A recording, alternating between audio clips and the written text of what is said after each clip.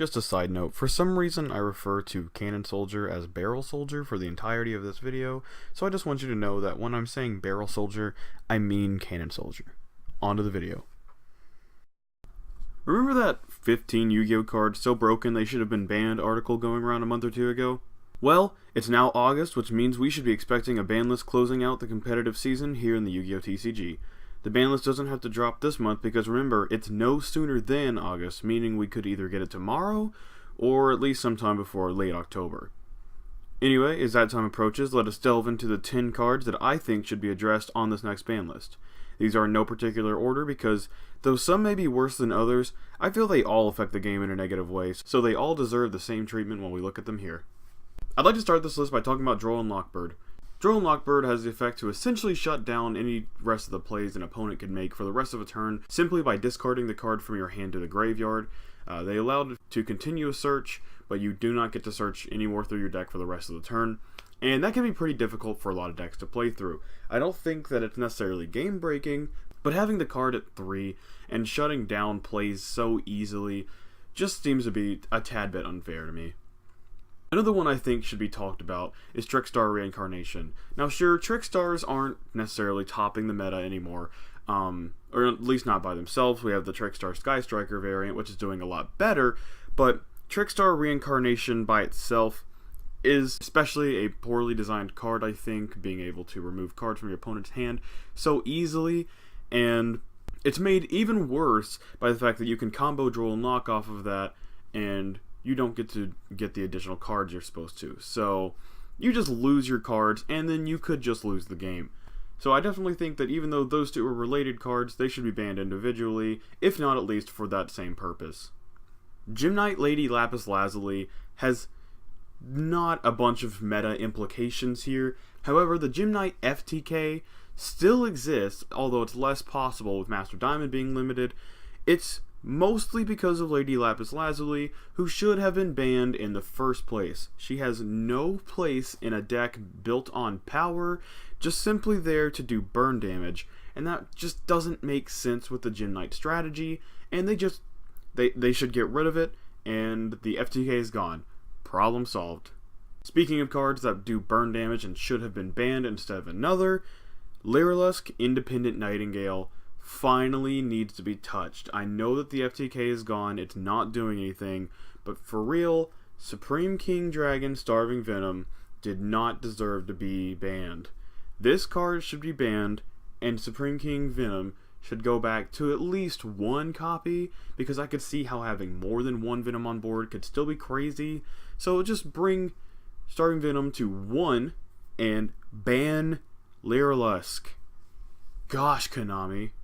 And finally, staying on the topic of burn damage, I think we should both remove Toon Barrel Soldier and Barrel Soldier from the game. Both of them have been involved in FTKs. Toon Barrel Soldier is even easier to get to if you're using a Toon engine, such as Toon Table of Contents, and they're just not good anymore, so get rid of them.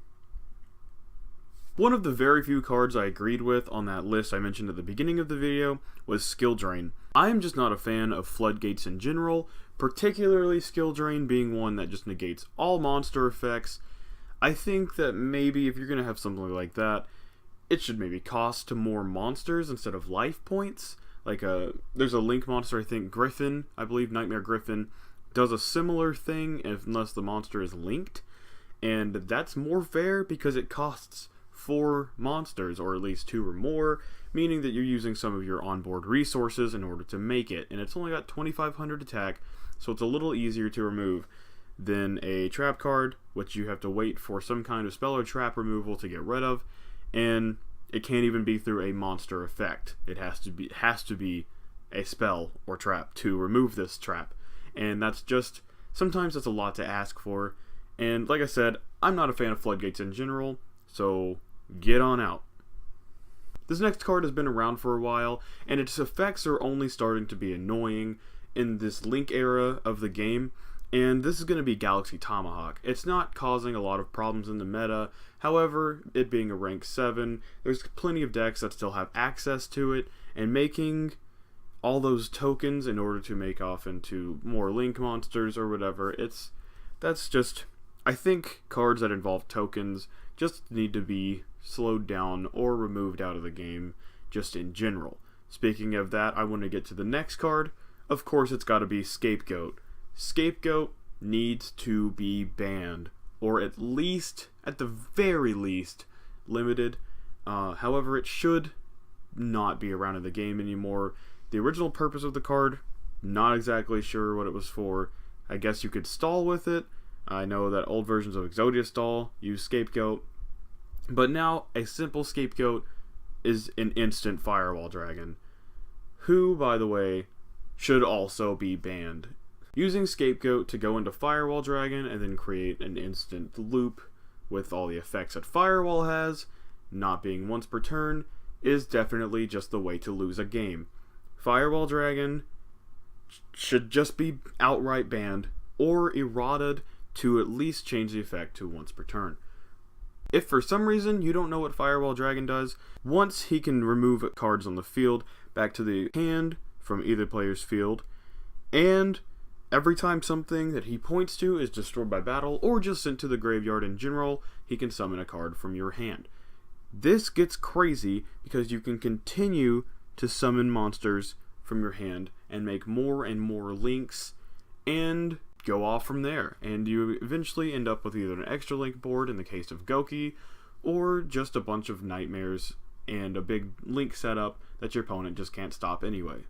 Let me know what you guys' opinions are on the upcoming ban list, and whether or not you agree with the cards I think should be banned. Let me know some of the cards that you think should be banned in the comments below, and I'll see you guys in the next video.